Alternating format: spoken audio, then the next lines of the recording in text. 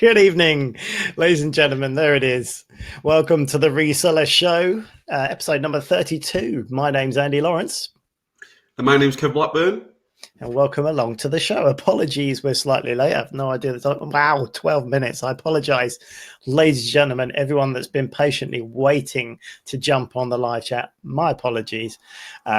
We've had some technical difficulties as usual. When we try and stream live, it does seem there's always something to put a spanner in the works, but we'll get it sorted as always. There's something sent to try us, but the main thing is we're here and we're live on Monday evening at 7 p.m. as always. So we're here to hang out with you guys and talk all things reseller related. How are you doing this evening, Kev?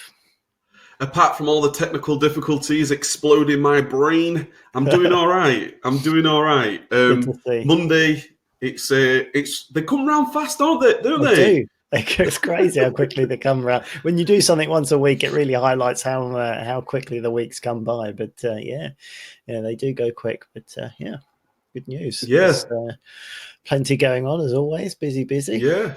Looking forward to tonight's show. If you guys are in the chat, let us know how you guys doing this fine Monday afternoon, evening. And yeah, we've got lots of things to talk about. We've had some huge success from the groups, from the community this week, Andy.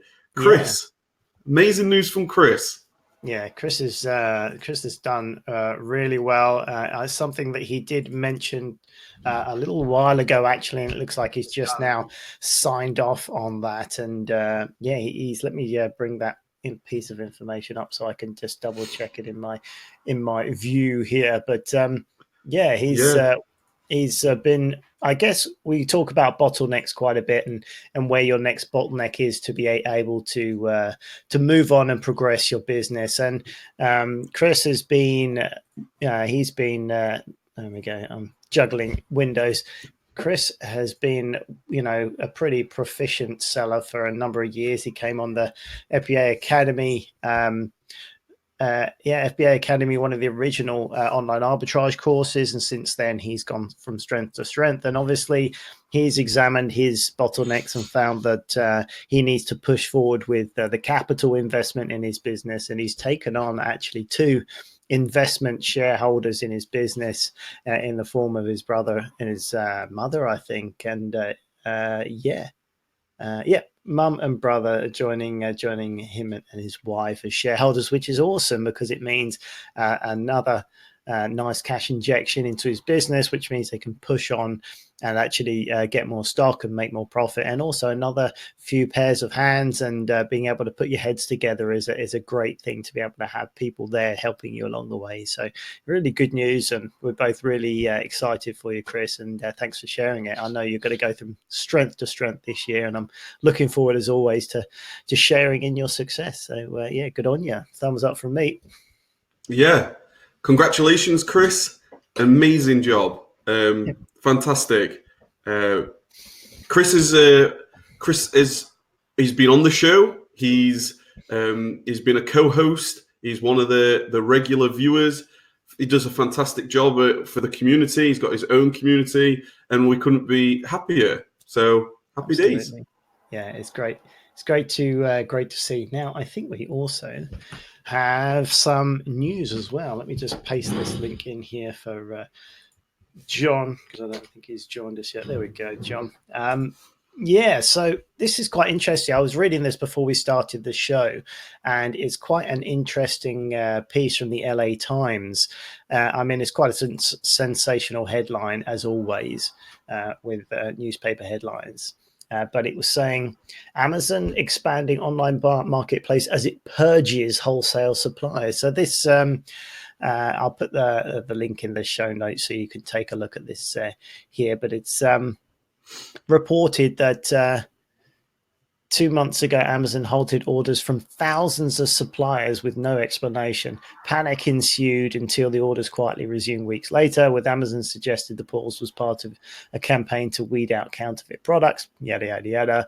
Suppliers breathe a sigh of relief. Now, a larger, more permanent purge is coming that will upend the relationship between the world's largest online retailer and many of its long-term vendors. So what the article is trying to suggest is that Amazon are somehow going through and sweeping out a lot of wholesale suppliers, which I don't think is probably the case. In an emailed statement, an Amazon spokeswoman said, "We review our selling partner relationships on an individual basis as part of our normal course of business, and any speculation of large-scale reduction of vendors is incorrect." So that probably sounds more like it, that maybe people are finding that Amazon are evaluating their wholesale partners, which again, as they say, is normal. They're always assessing the situation. But what I think is relevant to this is I think it's showing more signs and more evidence that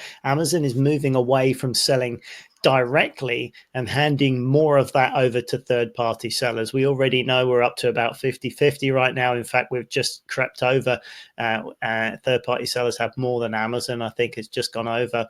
And I think that's going to continue. And something interesting, a snippet I pulled out of that article said, generally speaking, vendors selling less than 10 million in products each year, $10 million in products each year on the site will no longer get wholesale orders from Amazon, although it will vary by category. So what I think is happening here is Amazon recognizes that it does better as being the marketplace host, and it prefers to let us as third-party sellers get on and make use of the selling platform. Now, I think they'll still hold the big brands because it makes sense that the really big brands, so plus £10 million revenue brands, will still be held in by Amazon, and that doesn't really change anything because a lot of those brands you won't get access to as a relatively smaller seller. You'd have to have a large commercial outfit to even get a chance of selling those sort of products anyway. So that doesn't really matter. They're out of our sort of scope. But to be honest with you, at $10 million worth of sales each year, if that's Amazon's crumbs, I'm quite happy to sweep up Amazon's crumbs and take on sub $10 million sales each year from each vendor. So it may be that they are going to, as a strategy, push away some of because as we know, there are still some relatively smaller and slower products Amazon are still selling, but it seems that they'll probably be moving away from more and more of those products, which means you may find Amazon will be on less listings, which means there'll be more opportunities for us. So I think, although this is a report in the US, if it's a policy change and they're looking to actually change what they're doing, then I really think that it could make quite a knock-on difference in the next sort of year or so with us as well. It's usually what happens in the US does tend to filter down to us in the UK anyway. So yeah, interesting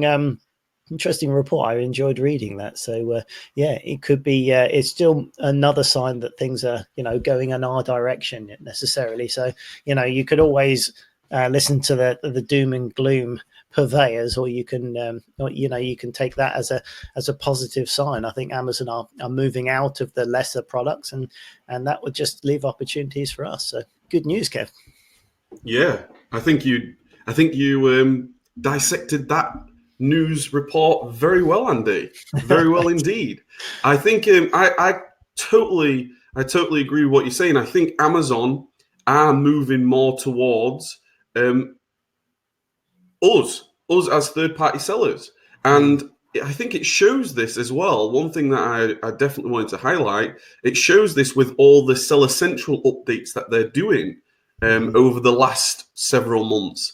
One of them being the ones that we've discussed in recent weeks of all the account health, even seeing like on your account health now. I think I've always said one thing that I don't like about Amazon is if for whatever reason there's a product in your account that could potentially cause you a bigger problem, they're expecting you to resolve it, but they could take control. I think they're going down that way now.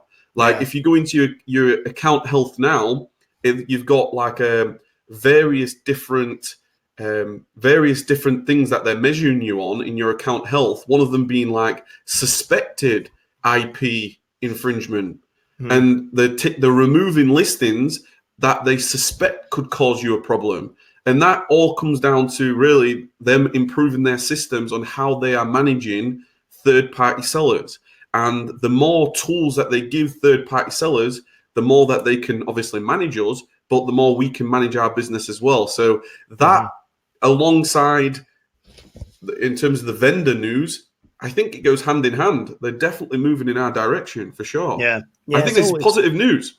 Yeah, it is. I think it's all positive. I think it's only going in the right direction. So it always, I'm always happy when I read these sort of things. It's only going to be a good thing. I just seen from Simon Hurrell he says, "Hi guys, joining you from roadside in the Isle of Man.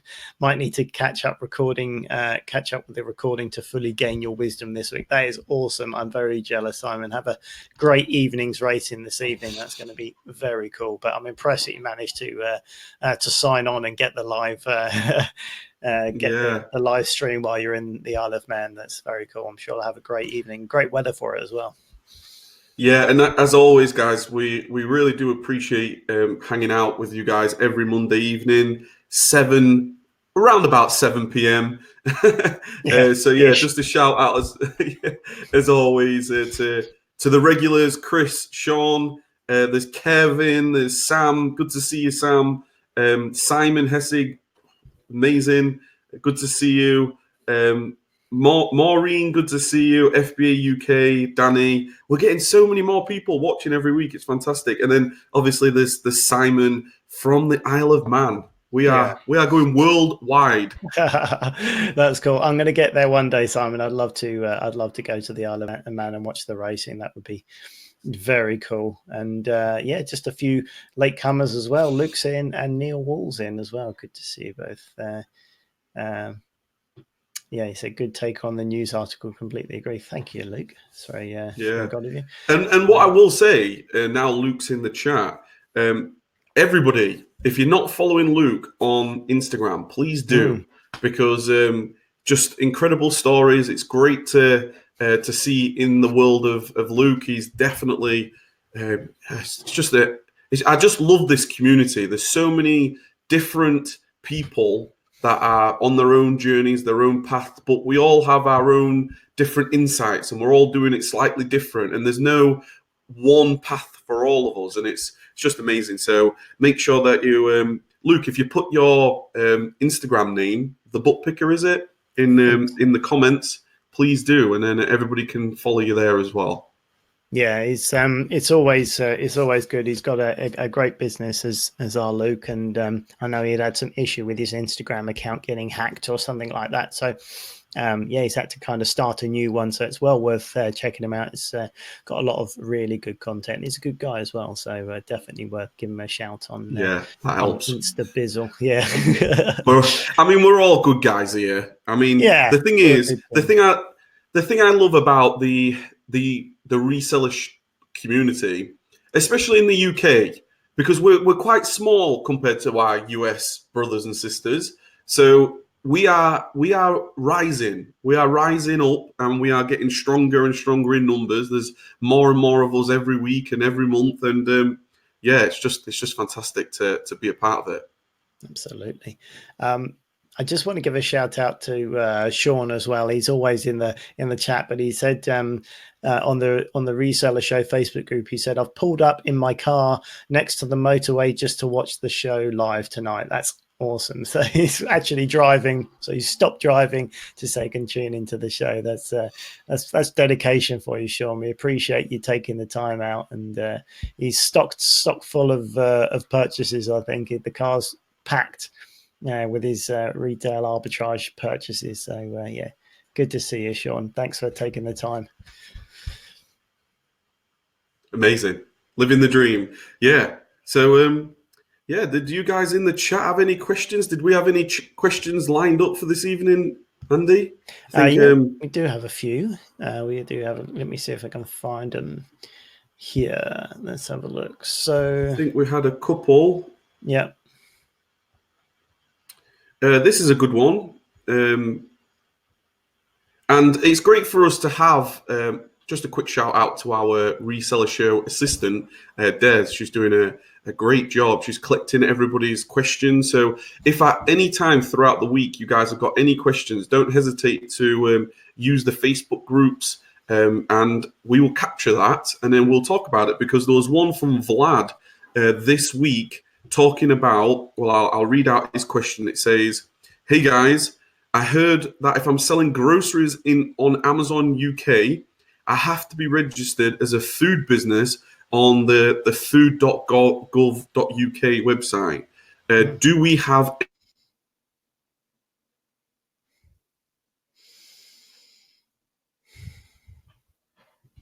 Alrighty, so I've lost Kev. Sorry, Andy, it froze up then. Are you still there? I'm still, yeah. Oh dear. Alrighty, guys. Seems like we've lost Kev. I don't know if we've all gone here. This is not good. Alrighty. Are we gone? And he's back. Okay, you're back, Kev. What happened? We lost you. You came and you went and you came back. So at what time did you lose me? Did I read the question out? You did read the question out, and as soon as you read the question out, you froze and then left. But you're back. I didn't want to answer that one. Yeah. Read the question. Is it really a thing I must do? See ya. Excellent. Well, you came straight back, so that's a first. Usually, once you get thrown out, you have to come back in. So good stuff. You have now swapped. We've swapped sides now. How bizarre. Hey guys, the only thing we could do is apologize for the technical. When it's live, it's strange. All we can do is set things up and press start, and then for whatever reason we get this lag, and I don't know. We'll soldier on anyway, but yeah, let's get back to the question. I've heard that if I'm selling groceries on Amazon UK, I have to be registered as a food business. I know it depends. Are you in the UK, Vlad? Because certainly in the US there was additional steps you had to go through. But have you heard this one, Kev? Yeah, it's a good one to talk about actually, because I have heard of this, and it's something that we are pressing on and getting registered ourselves.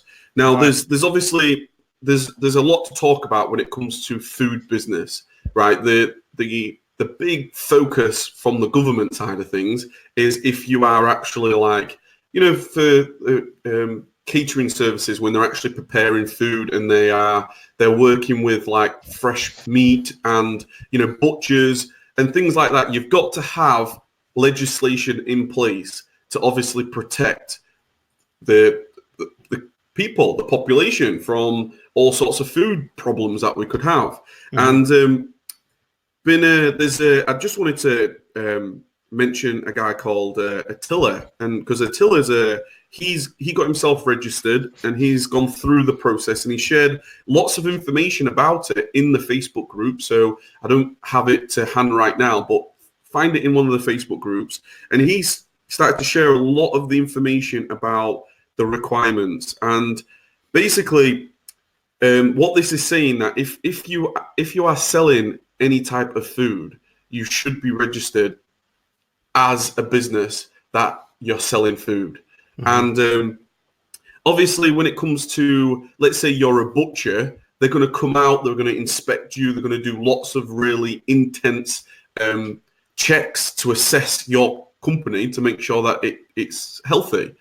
For us as online sellers, and we're going to put a link, I'll make sure that a link goes around this video underneath in the description and things, basically saying that if you've got any sort of interaction with food at all, let's say you're selling any type of, I don't know, chocolate or anything like that, you should be registered, and it's free to register. It's not like a paid thing or anything.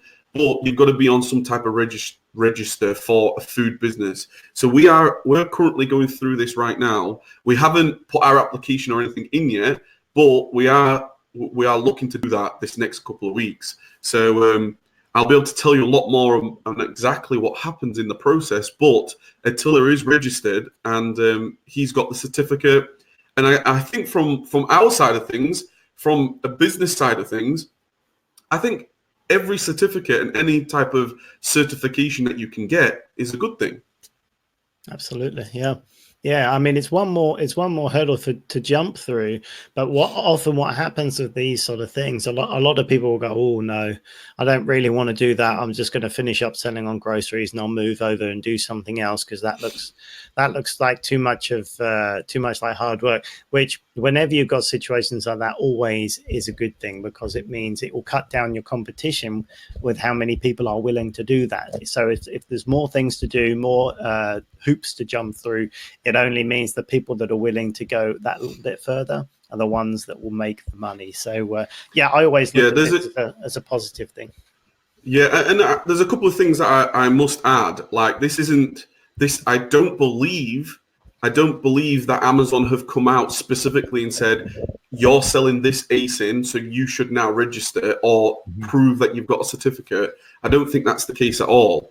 But I know that the way that things are going, it's one of those things where if you're proactive with it, and I know for a fact, if it's one of those legislations, if you were inspected and you're not in you're not in line with that legislation, I think that there are some big sort of fixed fines, and that's not to scare anybody. That's just simply just to tell you that's what the information sharing. Because I think it's the same with we had an issue. I can't remember what the product was, but it was classed as a medicine. It was classed as a medicine, and if you're obviously going to sell anything medicine related, you need to be on the medicine register. It's the same thing as sort of like a food business, but now you're registered as a pharmacy, if you like. And you'll notice on some of the listings on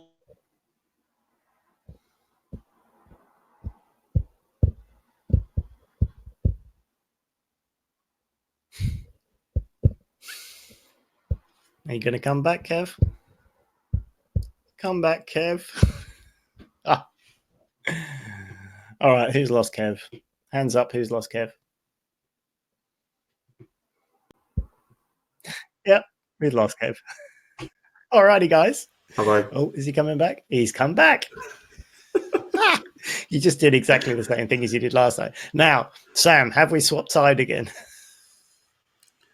This is the more important thing is, have we swapped sides? That's the most important thing.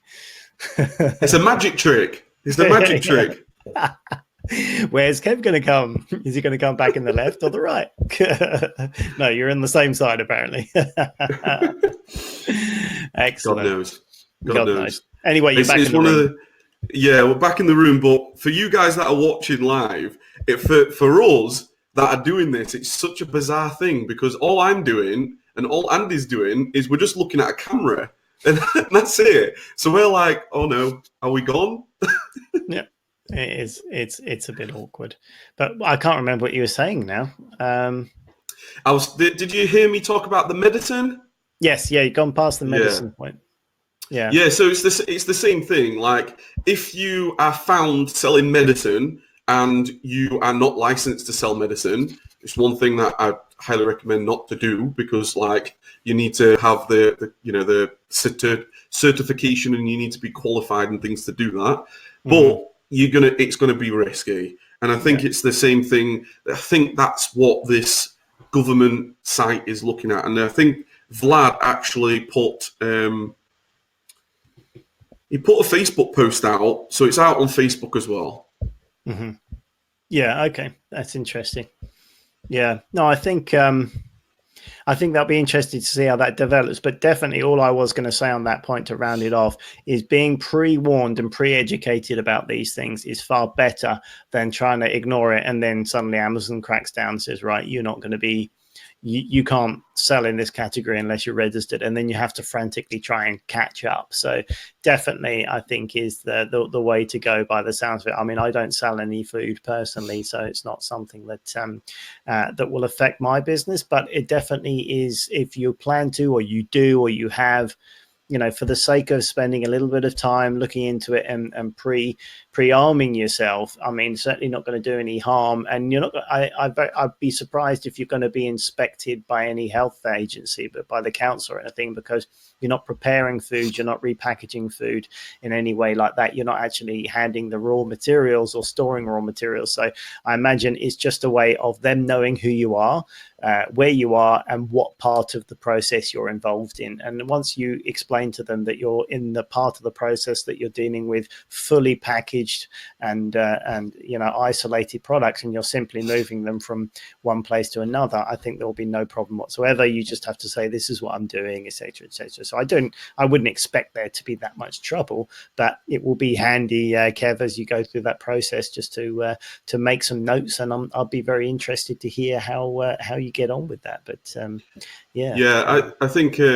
I think as Andy just said there, I think you can just make a phone call. Just make a phone call to your local council and speak to somebody there, and that's probably the best thing you can do, and just get the information for yourself. Really, if the thing is, you're not like a butcher. I don't think you are. You're not like a butcher. You're not like baking cakes. You're not doing anything like, I'm not in the warehouse here, like rolling dough. It's everything's like all, everything's packaged up. Everything is in its original packaging. And, we're going to be, in terms of the at-risk businesses, they're going to do random checks at, like, that's why you get the ones at the pubs, and you get random inspections at the butchers and things like that, where it really does matter. But I think for us as a business, that's the thing. When it comes to business, I think there's so much involved for business. There's so much involved in business in general, from the legal side of things and everything. And I know for myself, just being here, I know I've got like the warehouse. So just to have like, and it's not something that we've much spoken about, but you need to have like insurances, because we have like members of the public coming into the warehouse. You've got to protect yourself. Because I've got employees in here, you've got to put the right sort of health and safety signage up. You've got to do all these things as a bigger business to cover yourself as the business owner, because ultimately you are liable. If somebody comes in and slips and you're not insured, or you don't have like warning, like slip, trips and falls up in the warehouse and things, these are the things that when you first get into reselling, you maybe not even thinking about, because it's not in your realm of like, well, why, I don't need to think about that. I just want to buy and sell. But I know for me, it was a whole new world. As soon as I come into a warehouse, it was like, oh God, right, okay, I need to have first aid kit at all times. I need to have a register. I need to go through all this. I need to do inductions, and it's a whole new world. But it just makes you grow as a business owner. Yeah, absolutely. And the key is to educate yourself for that, and sort of tackle it head on, because most of these things are usually not crazy difficult once you attack it. But the thing not to do is just say, I don't know anything about that, and kind of ignore it, because that's when things can get kind of tricky, because ignorance is no excuse for a lot of these things. So it's in your interest to just figure it out and tackle it, because most of the time, once you get your head around it once, you can sort it out and move on with your life, and then that's it. So another thing that I just wanted to add, where it's something that's maybe even more important for myself, because we've got other businesses in here as well through the prep service, which means, I'm covering myself, but I'm also covering them as well. So we obviously go through with their products. And because we're doing like fulfilled by merchant as well, we've still got storage here for us and them. And so I think for myself, from the prep service side of things, it's just another certificate to put on the website on a part of our business, really. It's quite interesting, because Chris is in tonight, and Chris Tyler actually has a food business, so he should be able to give us some interesting insight into this. He says, if you're selling ambient packaged food storage would be your main issue. Storing bleach next to chocolate would not be good, so it's more common sense. Okay, that's really interesting. Can you define, Chris, ambient packaged food? As I assume that means non-frozen, non-refrigerated, Chris, but that's classed as ambient packaged. But yeah, so I guess then there might be some storage guidelines about where you're storing it and how you're storing it, I guess. So yeah, bleach next to chocolate, not good. And that's okay. something, a part of common sense, like like Chris said, you've got to use. I think people naturally do use common sense. Like for example, we've got shelving in here, so we've got different shelving for different types of goods, but it's like I think there was Pure Soul Success. I'm not entirely sure what your name is. It's it is. I recognize the name. I recognize the avatar. It's Jerry. It's Jerry. Of course it is. Yes. Yeah, it's Jerry. I love Jerry. Top man. But Jerry, yeah, he says these are the things that not many people speak of. But I think it's an important thing to talk about, because from a business point of view, and technically it's the same thing. If you're at home, right? If you're at home and you're running a business from home and you've got people delivering your goods, technically, as soon as they're in your premises, and if, touch wood, they don't have an accident, but I guess if they did, you've got to make sure that you're not liable for whatever occurs, especially, and even more so if you've got employees. If you've got employees, so. You've got to protect yourself. Like, there's so many things that, from my own personal experience and my own journey that I've gone through, like putting procedures in place that all our employees are now, we have an actual induction where we go around the warehouse. We have like, this is where the fire exit is. This is what the procedure is. And you've got to, I don't want to say it's like a tick the box exercise, because it's real information. Like, if something, an emergency was to occur, I want the girls here to be safe. But if something, touch wood, it never does, they're going to come looking at you. They're going to be looking at you. What have you done? So there's so many things from the warehouse point of view that I've had to think about. Silly things like storing of pallets, making sure that the pallets are stored like 2 meters away from the building from a health and fitness, health and safety point of view. These types of things that it's so important to think about. Yeah. Like I said, the signage, just having signs up on the wall saying that slips, trips and falls, or how to lift boxes correctly. Because if, for example, you have an employee that pulls their back, and hopefully you never do, but you've then got to show that you've trained them, or you've got, look, I've got this on the wall. We've gone through it. We've discussed it. Stanley knives and gloves and all the rest of so many things to think about. But yeah. Could be a nightmare. So you have to make sure that you're covered. And firstly, you've done the right thing for them, as you said, Kev, because you want to make sure they're safe. But secondly, that you're not liable, because you're the employer. You are generally the one that's going to have some questions asked you. I actually just heard over the weekend a friend of a friend who works for a glazing company down the road here. Actually was carrying a big sheet of glass with another guy that shattered while he was carrying it, and that glass actually took off 3/4 of his arm off on Friday night. And he nearly lost his entire arm, nearly bled to death as well, right there in the workplace. So, terrible things can happen sometimes. Luckily, they've managed to save his arm. They've stitched it back on. He's still in hospital, but he seems to be, on the mend there. But, it makes you shiver to think what could happen. Sometimes you can just get these random accidents. But, I'm sure there'll be an investigation, and his employer will be under a lot of scrutiny about how that happened. And did they put enough things in place to make sure that, had they thought about that and had they assessed that that risk in handling glass, and was he doing what he was supposed to be doing, and were they doing enough to make sure he was safe? So, this is the thing, as an employer, they're now going to get some very awkward questions as a result. So you have to be really on the ball with these things, and it could have been so worse as well. So it does happen sometimes.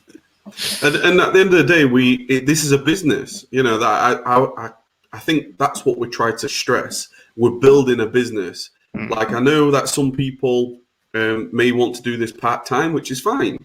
That's maybe a bit of extra money. That's absolutely fine. But I think going in with a business mindset of like, okay, I've got to build my business correctly from a I guess a financial point of view, the profitability of your business. Obviously, that's key, but also the legal point of view, where you don't hold yourself up for anybody sending you a letter saying, you're appearing in court for something. But it's a process. That's the one thing I would say. It is a process. It's not something that happens, because you can get quite overwhelmed. I think that's important to say. There is so much you can, and I don't want to say any sort of bad words, but you can go a little bit anal, and you can go really deeply into, you can really go into everything, and you could spend the whole week going through legislation from paragraph to paragraph. So don't do that. Do things as things come up, and you build over time. Yeah, exactly. And I think what the relevant authorities for this want to see that you're doing your best to keep everyone safe and to be seen to be doing the right thing. Really, it only gets crazy, and there's really problems if you're shown to be negligent in your duty. So I think most of the time these are, you're going to be on the right side as long as you're seen to be doing the best you can. But yes, it can be scary. So you need to, be proactively looking into these things and making sure you're aware of it. But I mean, I think it generally gets to that stage once you start employing people. So if you're not employing people, if you're not letting the public come into your premises, then there's a lot less to worry about, because there's a lot less factors outside of your control. If it's just you and your significant other, then you're not going to be suing each other. I hope not. So there's going to be less issues there. But this is what we have to be aware of as you move forward and you build your business. If you're looking to actively grow your business, you need to have this in mind as being part of the growing process. But someone sued Matt Webley. I'm sure they did. He was in the nightclub game. So that's a pretty heavy duty business for people to sue you. So when there's alcohol involved, in terms of slips, trips and falls, if there's alcohol involved, I'm sure that happens on a regular basis. So hard work. But you've got to have that on top of yourself, really have yourself covered for that sort of thing. But over 20 listeners, excellent. It's great to see over 20 listeners. I think it should be, where are we? We're sort of getting off halfway through, just over halfway through the show. It's the sociable Sam part of the show where he's already posted that we've got 20 people watching and 6 likes. So exactly, only 6 likes. He's on the ball. Hit that thumbs up button, guys. If you're watching live and you're appreciating the content this evening, give us a thumbs up. It only takes a second, and it does help. And Sam, as always, is on the ball. He's ready on it. I think to be honest, it's been quite good to talk about this side of reselling on this show, because I think that's ultimately what the Reseller Show was going to be all about, just like every single topic that we can think about. So I think we're getting through as many topics as we can as we can discuss at this point, Andy, after 33 episodes. Is it 33? Yeah, well, I thought it said 30. It said 32 at the top of my template, but it says 33 on the show. So now I don't know. But it's either 32 or 33. We'll keep you guessing. Someone will tell us. Simon will probably tell us. He's usually on the ball with this sort of thing. We've covered some fantastic subjects, and I'm really pleased to see the diversity. 30, I reckon it's 32 actually. I reckon it might be Mr. Kevin Blackburn who's out of spec today. Actually, I'm going to stick my neck out. I'm going to stick my neck out and say it's 32 today, but I might be getting it wrong still. No, I don't know. I don't know. I don't even know what. I don't know what day it is. Yeah, because I'm just looking on YouTube, and the last episode was 31, so I'm pretty sure it's 32. So yeah, we'll stick with 32. But I think moving on from that very important question, I think we've got some more questions, haven't we? Didn't I see one from I think we Maureen do. as well? I think we do. Let's have a look down here. Maureen, is Maureen in the chat? Because I did see a Maureen in the chat, and I don't know how many regular live watchers we have called Maureen, but if you're in the chat, hello. I think I saw Maureen in the chat. Yep. Yeah, good to see you. Welcome along. I hope you're still hanging in there with us. And right, let's see what Maureen's got to say. Not sure if this is a question for the show, but here goes. Let's find out, shall we, Maureen? FBA last month sent in 3 shipments so far. I'm prepping another one to send in. Good stuff. It's mostly stuff I would have originally sold on eBay, but works okay for Amazon. I've been surprised at how quickly things have sold, though I'm quickly running out of stuff. Excellent. However, I'm not being intentional and using the data to determine what to buy. I think you should, rather than picking up anything and everything. I find I'm struggling to get products. It seems everything I research or scan is a dud or very little margin. I haven't got very deep on any of the products I've sold. Move the cursor, as the data suggests they're slow movers, fine, but yet I still had sales and sold as the data suggests they're slow movers, but I've still had sales as okay, each week is picking up. On one hand, I feel like I must be getting something right when I get a sale, but at the same time, I feel like I'm missing something and realize it'd be very difficult to scale like this. One part of me feels like I'm learning how Amazon works in the meantime, but I'm also conscious of the next quarter will go by really quickly, and I want to be tons better at sourcing. Wow, this is a long one. As we then move towards Q4, I know Amazon is a very different mindset to eBay, absolutely. But is it just a case of keep on doing what I'm doing and eventually things will click and I get a breakthrough in terms of sourcing? Well, there's loads of things to get stuck into here, Kev. I just want to address a few things before I forget, because it will go straight out of my head. I'm over 40 now. This is an epic question. It's an amazing question. So thanks for your question, Maureen. If you are still in, we could do a whole weekend reseller show seminar on this question. I think. Okay, so just to start off with, we've got loads of angles to get on with one. But firstly, when you start off, Maureen, it is easy to overanalyze and to second guess yourself and to worry about if things are right, because you don't know what you don't know. So firstly, give yourself a break. I think you're doing really well and you're thinking about things, and that's great.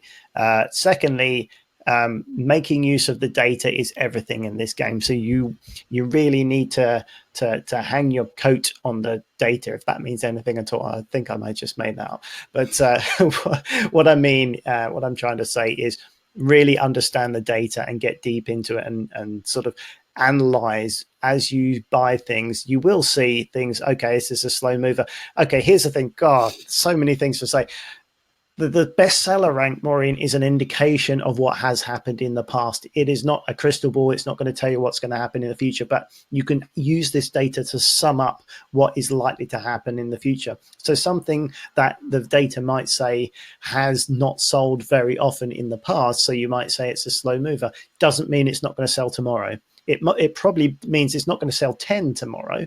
It's unlikely to sell 10 tomorrow if it's only sold 3 in the last year. But it doesn't mean it's not going to sell tomorrow, because it's only an indication of sales. And so it's good to use it as information, but it can't guarantee and pin down exactly what's going to happen. It might have sold 20 in the last 3 days. Doesn't mean it's going to sell 2 tomorrow. You can't be sure. But what we're going to do is we build up a picture of what's most likely to happen, and we narrow down the odds of what's likely to happen to the point where the more you see it, that you can get a really good idea of what's happening, and you'll understand that. So a really good thing you can do is encode your SKUs, Maureen, which will really help you when you've got your SKUs that you're putting in. I don't know what method of shipment you're sending in, but you can change the coding on your SKUs, and it's a very good learning experience to actually put the bestseller rank on there. If something's 222 thousand, for instance,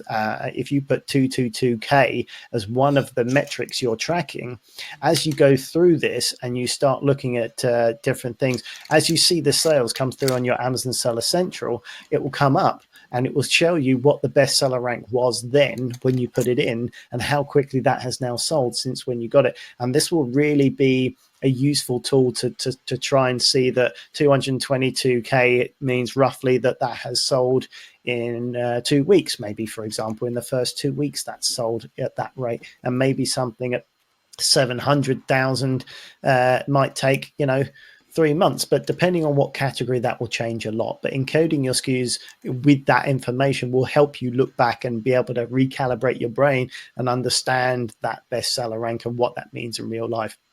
What you do have to do is don't overanalyze it in that way, because you can't guarantee that this rank means it's going to sell at this time, because it is an ongoing, it's an organic thing. It's moving, different factors will affect it. The time of year, the weather. If it suddenly gets hot and everyone goes to the beach, they're not buying off Amazon, so things will change, things will slow down, things will pick up. So when you're new, don't chill out a little bit and don't worry too much. You're learning, but you're doing the right things. You're examining it, understand the data, get to know it as much as you can. But the main thing is you're doing the right stuff. Give yourself a break. You're doing really well. Keep doing what you're doing, but use the data to try and use the data. I'll give Kev a chance to talk in a second, but in terms doing of fantastic, Andy. In terms of everything you scan seems to be duds.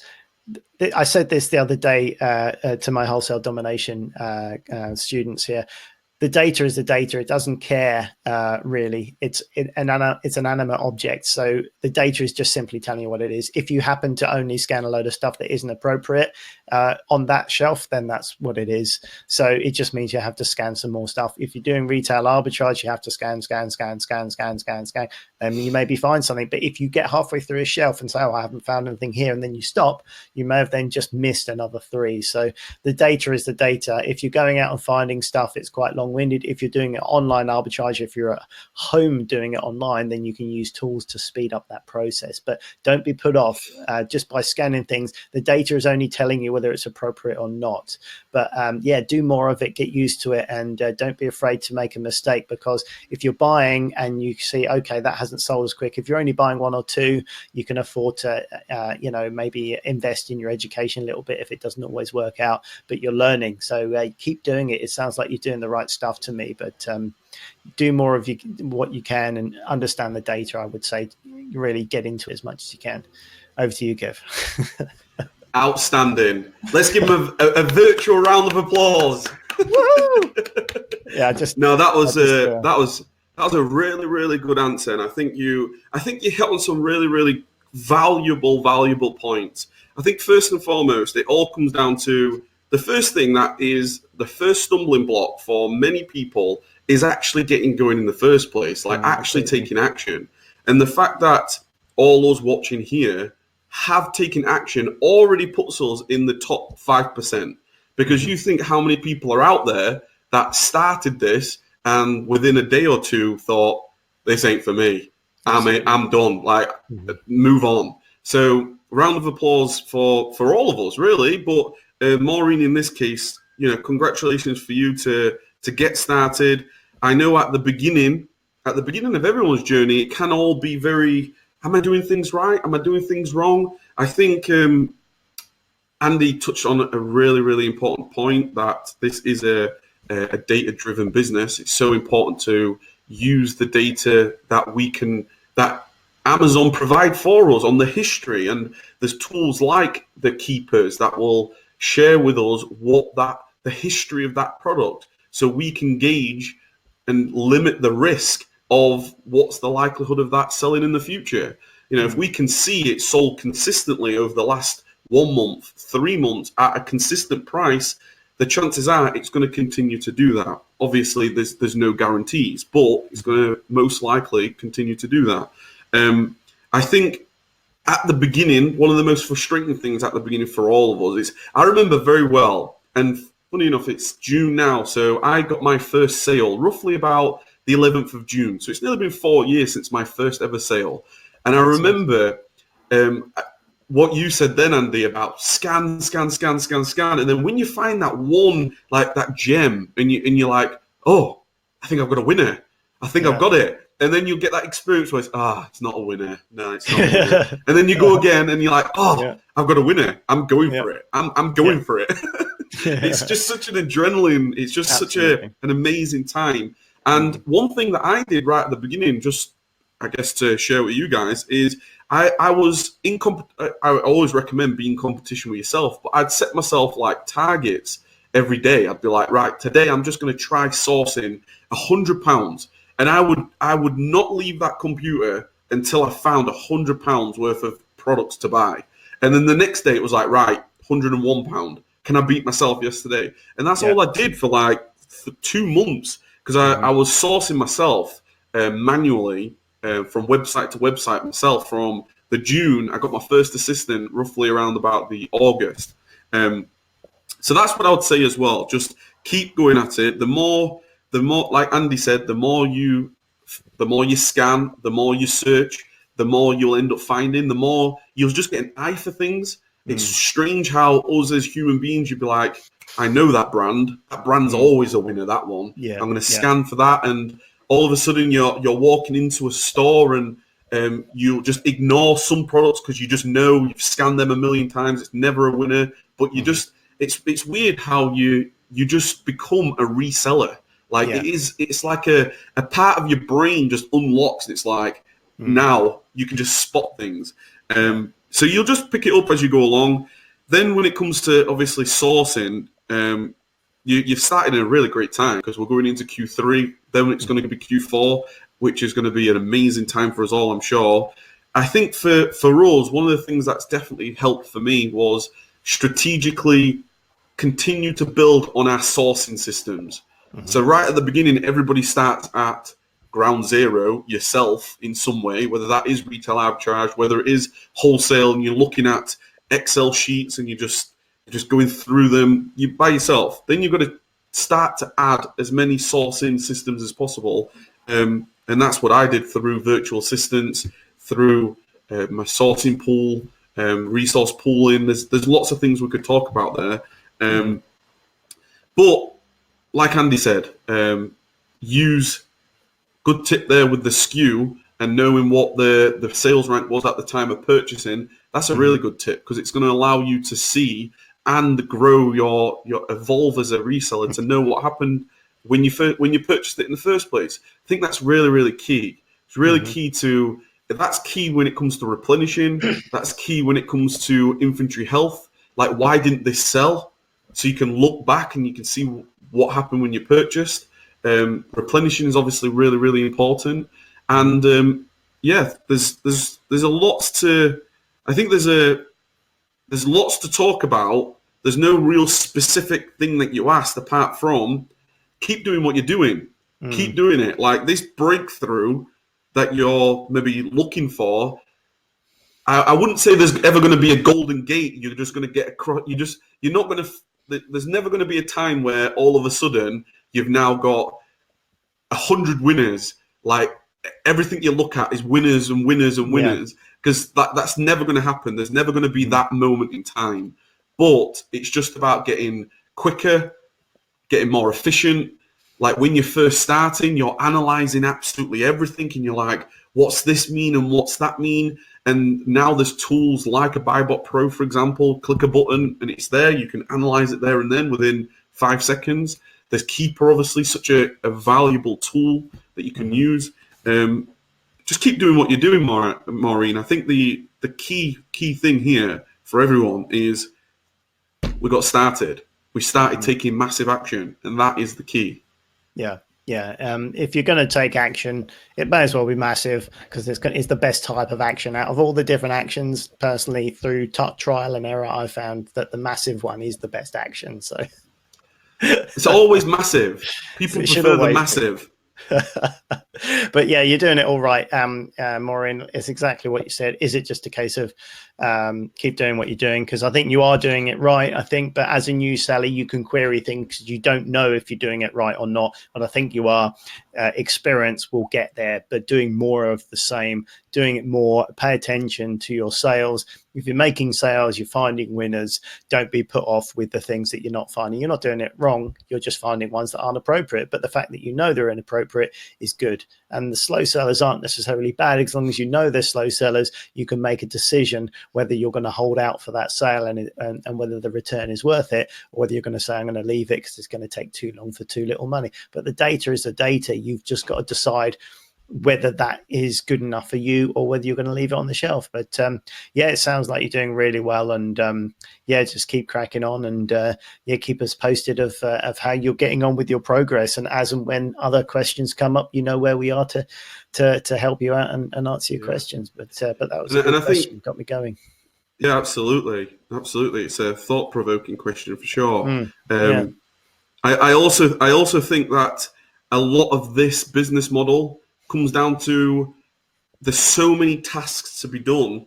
It does become a business model of leverage. How much can you do? The reality is I would not be able to do everything that I do and that my business is able to do without that leverage. And at some point you need to introduce some level of leverage, some level of, whether that is just helping you go through those wholesale lists, or helping you upload to Amazon, or analyze your replenishing, or take care of your replenishing every week. That's all that really I went through. You know, I got to a point where I was trying to source as much as I possibly could, and I just physically, I've only got a certain amount of times in the day, and I just could not source any. I would start. My kids would go to bed for 8 p.m. and I would like, right, I'm going to start sourcing, and then I would be at my computer until like 2 a.m. still sourcing, and then it's like you physically run out of time. So then it's like, right, okay, I need some type of leverage. I need an additional help here somewhere. On top of that, once you get going, the whole replenishing side of things, you've now got to replenish. You've now got to analyze what's not sold. Why is it not sold? Customer messages, your reports, and there's so many different things to think about. But that's exciting. You're building a business. It's great. Yeah, no, it's great. It gets me really enthusiastic for you, Maureen, because I can, I remember those times of the search and the hunt and finding items, and that buzz you get. I still get an awesome buzz with finding profitable items. So it is just it's a really good time, and I'm sure you can do well, and you'll smash it when we get to Q4. So yeah, I'm looking forward to seeing how you get on. But I tell you what. It's the loyal listeners that manage to make it to 42 minutes that actually manages to get before we get to some really good stuff. So if you've hung on all the way here, then you may have got your just desserts this evening by getting some really interesting stuff. But that's the way it happens sometimes. The questions and the conversations in the group here is what brings out some really interesting content. So it's always interesting where the direction of the show goes sometimes. So yeah, I think it's been a good one this evening. And what's more, we've now got 18 people watching live and 17 people have liked the show. I think it's as close a ratio as we've ever got. So one person hasn't done it yet. Have you liked it, Kev? Have you liked the show yet? I like everything, me. I just like, let me have a look here. Who's not liked it? Someone isn't. Who is it? Put your hands up if you haven't liked the show yet. I've certainly liked it. This is going to pop up to 18 if someone goes, oops, oh yeah, I forgot to do that. Kick them out, yeah. When I find you, I'll find you. I'm going to kick you out. No, that's not a very good impression. I don't even know who that's supposed to be. 19. We've got 19 likes. Someone's liked us twice. That's impressive. Awesome. Thank you. Whoever just realized they didn't like, thank you very much for I haven't yet. It was FBA UK. Excellent. FBA UK. It is the culprit. He's the culprit. Thank you for 20 now. That's impressive. I don't know how we've had, I guess we must have had people that have liked and then left, but that's impressive. 18 watching and 20 likes. That's got to be a record. Well done, Sam, for whipping him into shape. And thank you. We appreciate you guys that have taken the effort to do that, because, we appreciate your interaction on the show. And it means a lot that you take the time to take the time out of your evening to join us on this. So we appreciate you, and thank you, FBA UK. Sorry, I've forgotten your name. Thank you for liking it. It's appreciated. If you wait to the end, that's cool. As long as you don't forget, it's nice of you to do that. Yeah, I mean, this show is our show, guys. Like, it's. I absolutely love the fact that we're able to get together on a Monday evening and be able to talk about each of our experiences and what we go through and the reality of online business. It's not always a good thing. It's not always a good experience. Reselling is a journey. There's definitely times where you feel like, wow, this business model is relentless. Like, it's just not forgiving at all. But how amazing is it that we can get together on a Monday and get together and talk about it? And that's the masterminding is it's the power of our generation right now, being able to just think about this again. Like, I'm always thinking like this. Like, we can now, there's 19, 20 of us, including myself and Andy. We're in different parts of the world, and we are talking together right now. That blows my mind, that is. It's just a mind-blowing thing, because here in where I live, I would not be able to get 20 people to come to my warehouse to talk about this. I wouldn't even be able to, mind you, if I paid people, they probably would. I'll come. Excellent. Love it. No, it is. It's cool. It's a very cool thing, and it's a nice thing to be able to do every Monday. So thanks for being part of that, guys.